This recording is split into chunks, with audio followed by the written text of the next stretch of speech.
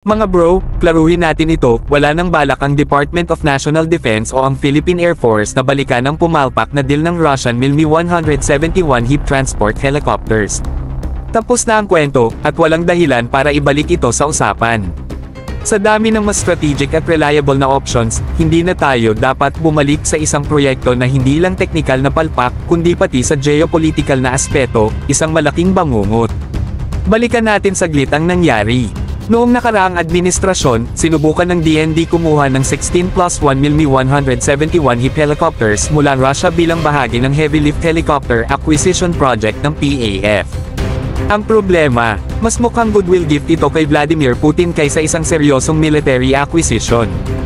Hindi natin sinasabing walang silbi ang mga Mi-171, pero halata namang ang deal na ito ay mas may halong politika kaysa practicality. At ito ang matinding sampal, mga bro, hindi man lang umabot sa Pilipinas ang mga helicopters na ito bago tuluyang kinansela ang proyekto. Bakit? Dahil kinumpirma ng US na covered ito ng Countering America's Adversaries Through Sanctions Act o CAATSA.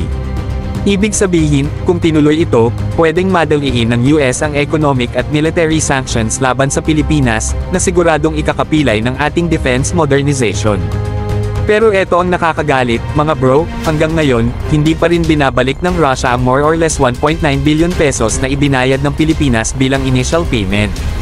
Isipin nyo yan, halos 2 bilyong piso ng kaba ng bayan ang natenga, at wala tayong nakuhang kapalit. Kung tunay na kaibigan ng Russia, dapat matagal na nilang isinoli ang perang ito. Pero anong nangyari? Tahimik lang sila, at tayo ang naiwan sa alanganin.